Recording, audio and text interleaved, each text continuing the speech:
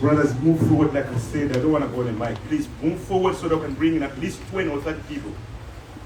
If you are to look in the car park, it's packed up. Create spaces, please. Don't sit like you are at home. Please.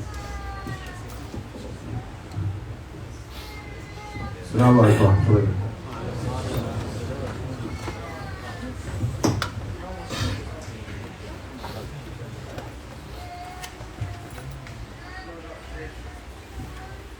Allahu Akbar, Allahu Akbar. Allahu Akbar, Allahu Akbar. أشهد أن لا إله إلا الله. أشهد أن لا إله إلا الله. أشهد أن محمدا رسول الله. أشهد أن محمدا رسول الله. حي على الصلاة.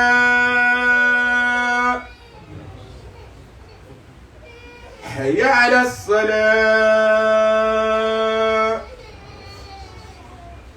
حي على الفلاح. حي على الفلاح.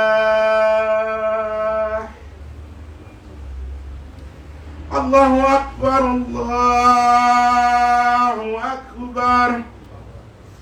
لا إله إلا الله.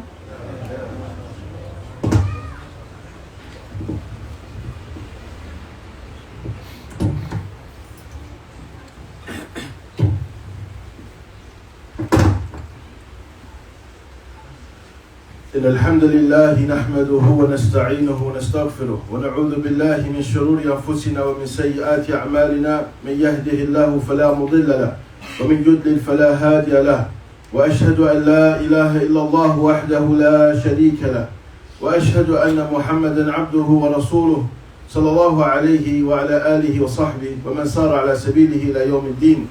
أما بعد.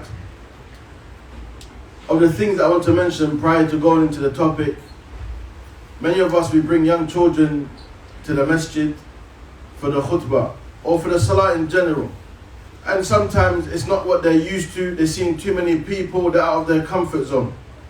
So sometimes try and get them something that will distract them during that time, like sweets and the likes. If you don't like your children having sweets, then tell them you can have sweet Yawm al-Jum'ah when you come to the khutbah as a treat, only that time, so you have a bit of balance, so they can get accustomed to coming to the masjid, because it's not easy for them. And also I ask that the brothers, we have more patience with the children when they come to the masjid, because it's a beautiful sight. It's amazing to see the children growing up in the masjid. Unfortunately, in a time that we don't even know our friends' children, we're unaware of them. And we've been speaking about the topic of having multiple wives, polygamous marriage. And from the fruits of that is that there's abundant children. But the children are meant to be foreigners. They're not meant to be strangers to each other. Of the things that we're supposed to uphold when people die is that we maintain the relationship with the friends of the father as children. But today, unfortunately, our children don't even know our friends. They've never stepped foot in the masjid. Someone will meet a child for the first time of their friend after 7+ years. This is ajib. At the time of the Prophet Muhammad ﷺ, the children will play. It wasn't something shunned upon. But again, at the same time, we have to have balance. When the children get of a certain age, we have to start educating them the mannerisms of how to be when in the houses of Allah subhanahu wa ta'ala. But when they're very young, distract them with sweets and the likes to make it easy for them.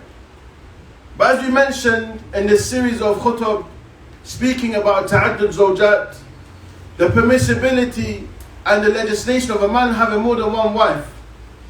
We spoke about in the first khutbah the manners that the Muslim should have when discussing matters of the legislation of Allah Azza wa Jal. especially in matters that are not pleasing to you. Women, they don't generally like the practice. And unfortunately, some men have also adopted this mindset. وَالْعِيَاذُ بِاللَّهِ مِنْ ذَلِكَ. But rather, when we speak on this topic, one is only to speak with knowledge, not to speak with emotion. Rather, one should conceal the emotions for the sake of Allah subhanahu wa ta'ala. And as we mentioned, when you have sisters coming seeking your advice, or women, don't encourage them to oppose the Sharia. Don't be like, how has this been done to you? Rather, give them advice of patience and to seek the reward of Allah subhanahu wa ta'ala. The best of women of this ummah were in this situation. And that's what we mentioned that we'll talk about today. Because the last khutbah was about the one condition. Because some misunderstood to say there's conditions for a person to have more than one wife, where there's actually one condition. And that is that a person is just within the time spent with them, just in the provisions they spend on them. And other than this, that the Prophet Muhammad ﷺ gave us the best example. But of the things that we wanted to mention today was some of the wisdoms behind the marriages of the Prophet Muhammad ﷺ. That a person gets an idea of what are some of the reasons why the Prophet Muhammad ﷺ was inspired to marry again. Because the women, they say, but at the time of Khadija, he only had one wife. Okay, but what does that prove? That is not evidence to say you should have one wife. Nor is it evidence that you should start with one wife. That was the action of the Prophet Muhammad ﷺ at that time. It doesn't mean it's a sunnah. Because after the death of the Prophet Muhammad ﷺ, he practiced ta'addud zawjat. He had a number of wives. At one time the max was 9. When he died, he had left 9. But there were many different wisdoms. And there's not enough time to go into all of it. But subhanAllah, there are some that when a person truly submits to the Sharia, they will see the wisdom behind this.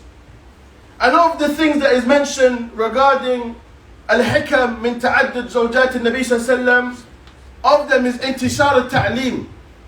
The first is the spreading of teaching from the women. Of the things that I criticized previously in the khutbah, we have some women who are teachers. They have that status of being of those who uphold knowledge. But unfortunately, when they're teaching their women folk, what do they teach them? They teach them to be against ta'addud zawjat. This is not a good teacher. Bi'sal mu'allima. He's of the worst teachers to teach their students to be against a practice of the Sharia. Rather, you should teach them it's from Islam. And I mentioned, they teach their students to make it a condition that their husband does not get another wife. So I told the brothers, as a teacher, I tell the brothers, also make it a condition that if she doesn't cook for you, clean for you, uphold the house, you'll get another wife. Because it's not fair that we put men on the spotlight. You find it very rare to find a man who puts conditions upon a woman in their zawaj. Even the cooking, the cleaning, they don't expect it every day. They don't place these as a condition. If you don't do it, you're going to be penalized. But a lot of the women today, they say, if you get another wife, that's the end. Khalas, no matter how good you are to me, that is the end. We are history. And many of those women who took that approach, I tell you, they are miserable women. Many of them. Because they ended up getting divorced. They ended up with children, with no husband. And some of them ended up being in a polygamous marriage to a stranger after this. Leaving the father of the child or children that they had. Why? For one reason. Just because they got married again. And we clarified, and it's just to revise. It's not permissible for a woman, a wife, to seek divorce just because the man has taken another wife. Rather, we look at the effects of this. What is the consequence? Was there mistreatment? Was there injustice? This is becoming the matter to be looked into regarding reasons of seeking a divorce. But the example that we mentioned of the wisdoms is intishar al-ta'lim. Having those who are good teachers from the women. For example, ma rawahu الشيخان, that which was narrated by both Bukhari and Muslim, and Aisha رضي عنها أن امرأة من الأنصار سألت النبي صلى الله عليه وسلم عن غسلها من المحيض. There was a woman from the Ansar, and she came to ask the Prophet Muhammad صلى الله عليه وسلم, how does she wash and purify herself after her menstrual cycle? So he mentioned تغتسلي, to make iktisal, that you wash, you take the ritual bathing. Then she further asked him, and he mentions تطهري بفرصة من مسك. He mentioned purify yourself with a cloth that is perfumed. I purify your private area. So she said, كيف أتطهر بها? She mentioned, how should I do that? And he said exactly the same thing. تطهري بها. And she said, كيف? فقال سبحان الله. He mentioned Subhanallah متعجبا أنها لا تفهم. He was amazed that she carried on asking because she didn't understand. But rather he was shy to give her the instruction of where to purify herself. For Aisha anha, she mentioned فاجتبذتها. Aisha mentioned فاجتبذتها إلي. I took her to myself and I told her تتبعي أثر الدم. Follow the traces of where the blood was coming from. But this is not something men can go into detail with the women. Even the teacher, there's no shyness in knowledge. However, a man is not going to go to a woman and tell her how to clean herself. That's khilaf al-muru'ah. So again, we need women to learn Islam that are able to teach women matters that are specific to them. And that was the example of Aisha anha. She was of the most knowledgeable of the women of the Sahaba. From the Sahaba in totality, was mentioned the wives of the Prophet Muhammad sallallahu alaihi wasallam. Between them together, they narrated 3,000 hadith. 3,000 hadith. And Aisha anha, over 2,000 of them was narrated from her. So again, from the fruits of the Prophet Muhammad sallallahu alaihi wasallam having more than one wife, there was teachers from the women. Women who people can go back to. The women will go back to and seek advice. Even the Prophet Muhammad sallallahu alaihi wasallam would seek advice from some of his wives. Those who are wise and knowledgeable from among them. Because when we had this discussion, you had sisters saying, when they were trying to argue their case, but the Prophet Muhammad sallallahu alaihi wasallam took advice from his wives. So we say in response to this argument, when you become more like the wives of the Prophet Muhammad sallallahu alaihi wasallam, we will take advice from you. The moment you become more like the wives of the Prophet Muhammad sallallahu alaihi wasallam, we will give you an open ear for your advice. But other than then, until that time, we cannot take your advice based on emotion. We take advice based upon knowledge. We put the emotions aside. Also, of the fruits of marriage of the Prophet Muhammad sallallahu alaihi wasallam is kasb al-ta'yid. It was a means of gaining support, gaining assistance. And the example of this was the marriage of the Prophet Muhammad sallallahu alaihi wasallam to Juwayriyah bint al-Harith. She was a slave, she was a captured slave, a captive. But she offered to buy herself from Thabit ibn Qais. She offered to pay her own freedom. So she kept seeking permission to get to speak to the Prophet Muhammad sallallahu alaihi wasallam, to raise her affair. Narrations mention that Aisha anha, she knew when she laid eyes on Juwayriyah bint Harith that she was beautiful. That if the Prophet Muhammad sallallahu alaihi wasallam saw her, he would want to marry her. So when she got permission to enter upon the Prophet Muhammad sallallahu alaihi wasallam, she informed him of her case. And he said, shall I not tell you of something better? Offer you something better? That I will pay your freedom and marry you. She said, of course. Said she was she was so happy. So happy that the Prophet Muhammad sallallahu alaihi wasallam offered one to free her, pay her dues, and that will suffice as her mahar, as her bridal gift, and take her as a wife. This is the best of creation. But some say we're just looking at the marriage. What was the fruits of this marriage? All of her people were captives. All of the people of Juwayriyah bint al-Harith were captives, imprisoned. As soon as the Prophet Muhammad sallallahu alayhi wasallam married her, the people came aiding to free her people. All of her people were freed because they said the in-laws of the Messenger of Allah alayhi salatu wasalam can never be captives. That's one. The next point, they all accepted Islam. All of her people accepted Islam. You know, sometimes when the brothers argue their case, they want to marry a sister who's divorced or widowed with children. The wife says, why can't you just spend fi sabilillah, some charity? We have to understand there's a difference in mindset. Because when I do this voluntarily, I don't think it's an obligation. But when I have someone as my wife, I know I have a duty to that person. Spending upon them, looking after the orphans, it becomes an obligation. It becomes an obligation. But when someone knows it's voluntarily, when they feel like stopping, they're going to stop. They're going to stop.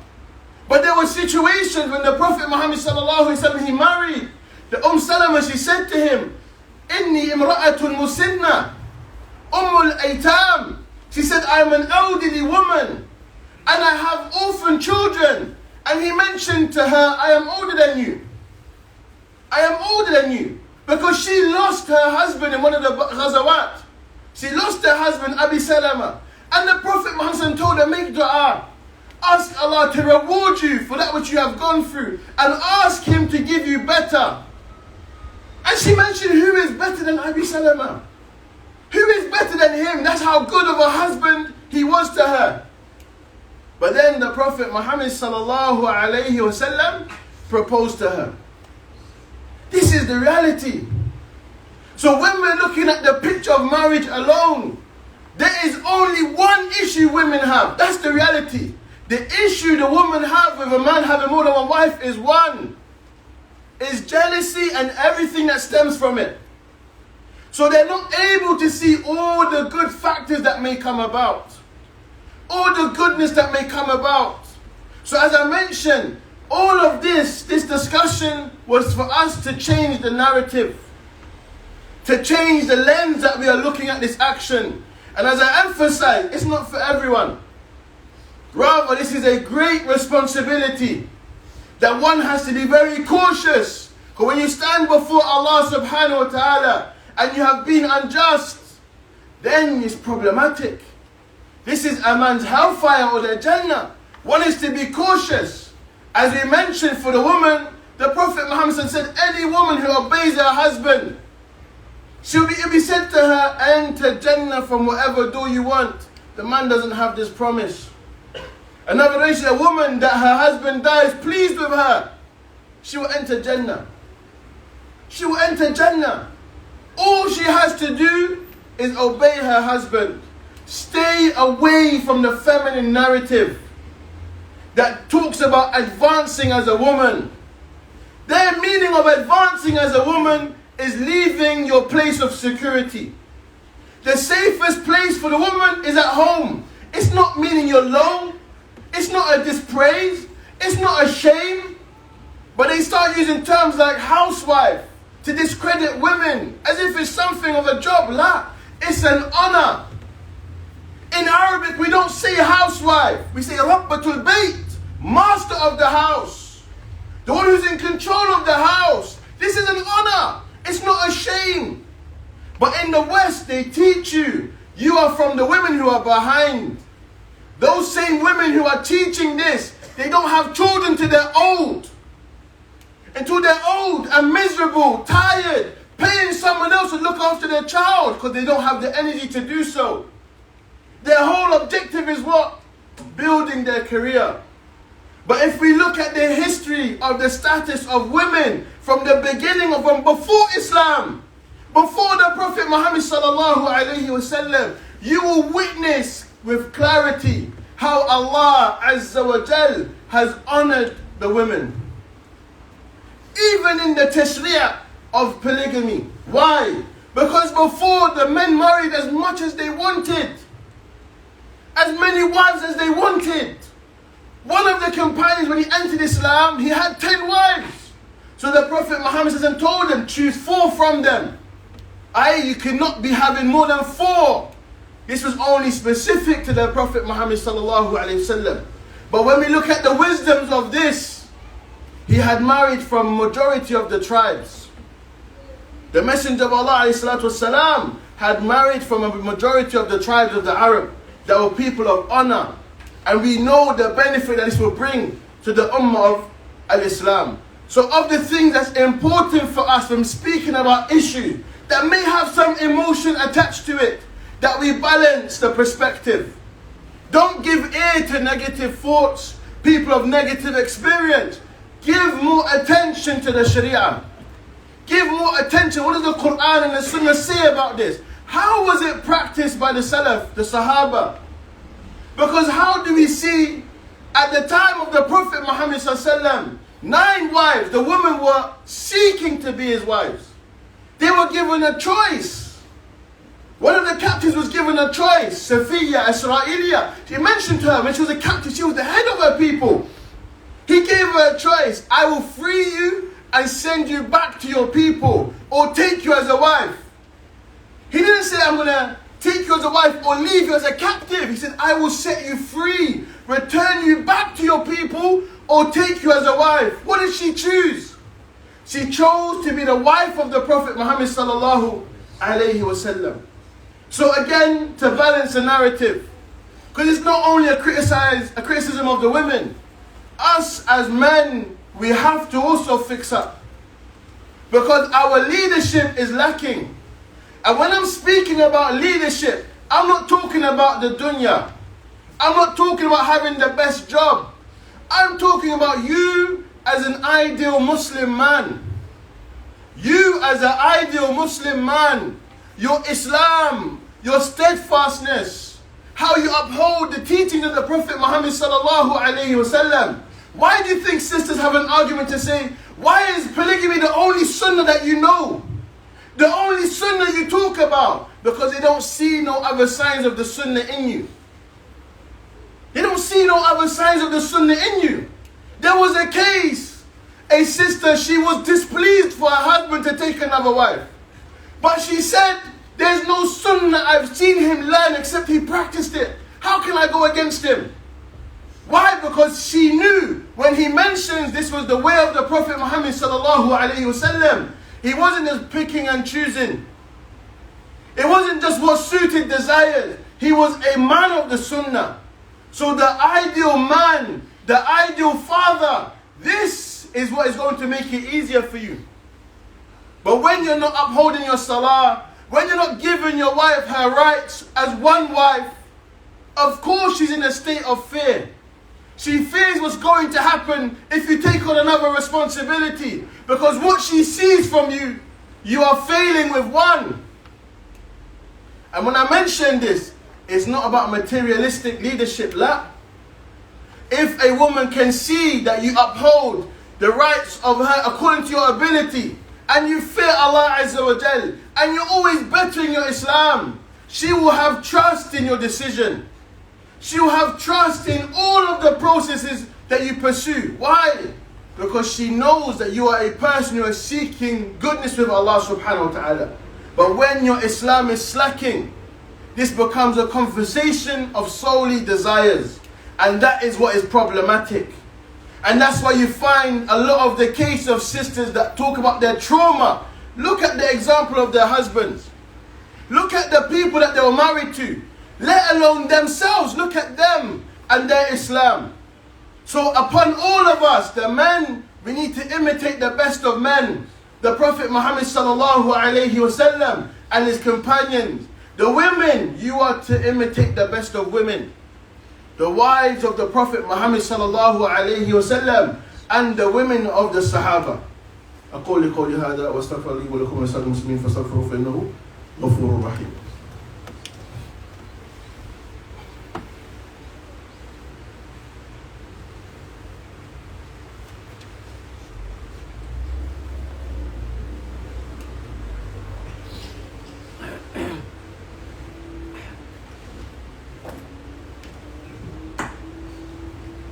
الحمد لله رب العالمين والصلاة والسلام على أشرف الأنبياء والمرسلين نبينا وحبيبنا وإمام المتقين أما بعد.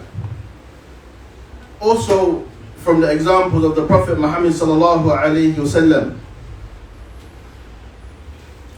in his marriage and the wisdoms that came from it was the marriage to Habiba, Ramla bint Abi Sufyan, the daughter of Abu Sufyan. In the early days was an enemy of the Muslims. But again, they mentioned from the wisdoms of the Prophet Muhammad sallallahu alaihi wasallam marrying his daughter who had embraced Islam. She had embraced Islam, but she made hijrah with her former husband, Ubaydullah ibn Jahsh. But when they went to Abyssinia, to Nasara, he took on the deen of the Nasara and he divorced her. So she was left. So the Prophet Muhammad sallallahu alayhi wasallam khatabaha. He sent to Najashi that he wanted to propose to her marriage. So Najashi, he paid the mahar for him. He paid 400 dinar and some expensive gifts. And when she returned to Medina, the Prophet Muhammad took her as a wife. And of the things that was mentioned, this was of the things to aid and encourage Abu Sufyan to look into Islam. For Abu Sufyan to look into Al-Islam, which was later the case. As we know, he later became Muslim. And that's why we take and accept his hadith regarding his meeting with Hiraqal, because although he narrated it when he was not a Muslim, he died upon Islam and he was not known to be a liar. So of the things that is mentioned there, sometimes the wisdom is hidden from others but apparent for others. Not everyone will always know the wisdom behind why the Prophet Muhammad married certain individuals. And we also have to understand this was done based on inspiration, revelation from Allah Azza wa Jal. Allah inspired him who he's supposed to marry. Allah decreed who he would marry and the benefits and lessons that would come from this. Also, of the things of the fruits of the wives of the Prophet Muhammad sallallahu tawthiq al-rawabit bayn al-sahaba. It was of those ways that strengthened the relationship between the Sahaba. The most beloved or favorable of his companions, Abu Bakr as-Siddiq radhiallahu anhu, wa Umar ibn Khattab radhiallahu anhu.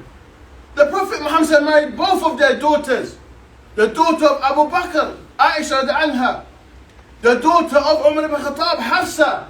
The Prophet Muhammad married them. This also strengthened the relationship between the Sahaba. And when we speak about the balance of love, when the Prophet Muhammad was asked, who is the most beloved to you? He mentioned Aisha anha. Of the women, Aisha anha. The most beloved, he didn't hold back. Even though after the death of Khadija anha, he never stopped speaking about her until his death. He never stopped speaking about her. They were jealous of her despite she'd returned to Allah subhanahu wa ta'ala.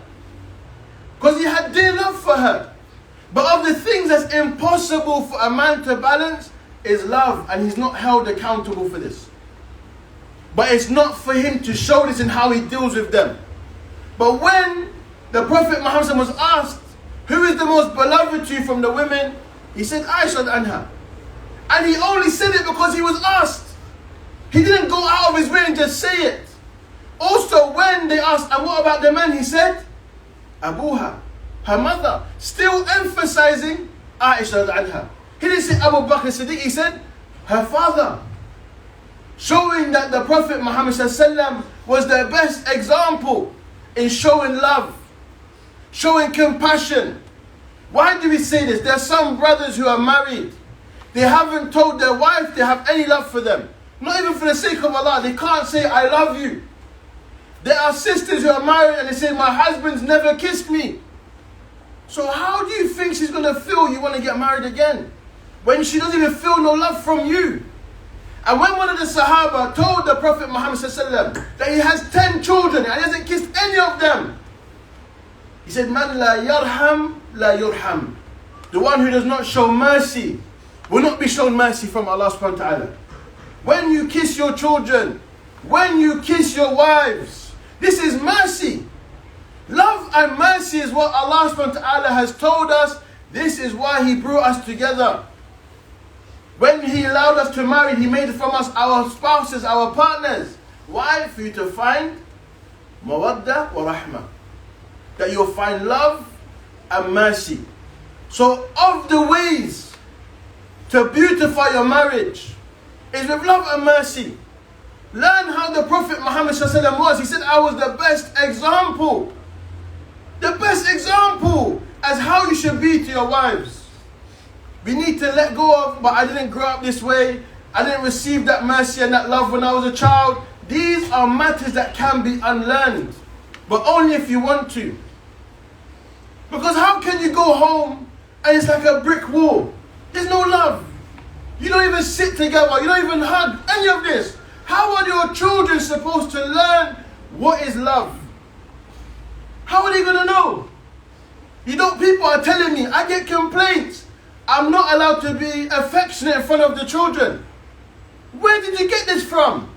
How are the children supposed to know what to expect from their spouses if you are not setting the best example? Also of the things to be discussed, as question, they ask, do the children need to know? Forget about the wife, we've already mentioned this. Do the children need to know if the father wants to get married again? They don't. There's nothing in the legislation that they have to be informed, that they have to seek their counsel, or the wife has to be informed. However, the best practice is to make it apparent. There's no doubt about this. As we mentioned, the first khutbah, we called it the halal secret. Why? Because unfortunately, men have lost confidence to do it without it being a secret. Because they know if they were to go down this road, the first thing that's going to come out of the mouth of the wife, in many cases, is I want divorce. And they have children together, they've built years together, and just because he's going to get married again, she's willing to throw it out the window. Again, we have to balance the narrative. I'm not saying women, you all have to accept that your husband is going to get married again. All I'm saying and encouraging, when we speak about this topic, let's put the emotions aside. And that means either you speak with knowledge and you only say that which is pleasing to Allah subhanahu wa ta'ala, or you do this and you stay silent. You don't talk. And this goes for the men alike. Because you have some men say, I will never let a man marry again on my daughter. This is not from Islam. And this is not from manhood either. Rather, this is a feminist man. And these practices, we have to get rid of them. Because one, the women outnumber the men. And with the widespread of these alphabet people, the options are getting more limited. And then if you look further, the amount of men who are practicing Islam is also becoming little. We have many people here for the khutbah. But when we look at the time for salah, it's 100 times less than the amount of people here. So the amount of people that are Ahlul Masjid or Ahlul Salah are also decreasing. So the number of practicing individuals are also decreasing. So the ratio is not great. So we have to put things in their proper perspective and look at the wisdom rather than the feeling. As we mentioned, the ulama have mentioned in their book speaking about ta'addud zawjat, there are some countries where they say it's wajib. So brothers, if you're not married and you want to practice, go to those countries where they say it's wajib. Then you'll have no problems bi'idhnillah. But if you are seeking to have a good marriage, both the husband and the wife need to uphold the rights of Allah subhanahu wa ta'ala. That is the mi'yar. That is the measuring stick. Whether it's a monogamous or a polygamous marriage, you will only have a successful marriage if your pursuit is Jannah. And both of you or all of you are aiding each other in that pursuit. If it's for worldly benefit, if it's for status, you will get that. But the fruits of enjoying something that's going to carry you to the hereafter, it will be void. So when you look for someone for your daughter, when you look for someone for yourself as a man, look for someone who upholds the rights of Allah subhanahu wa ta'ala.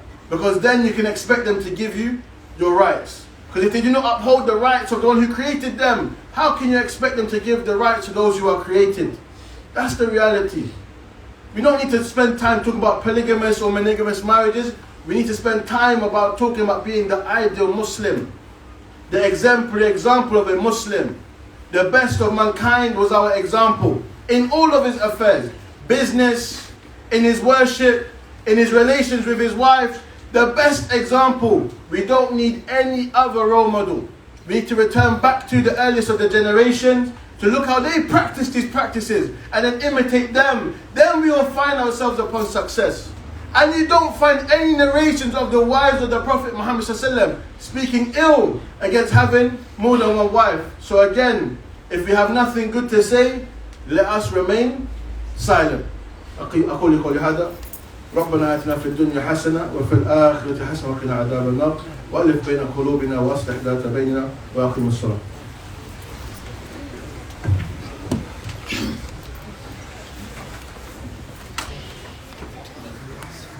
No. Yeah. Always.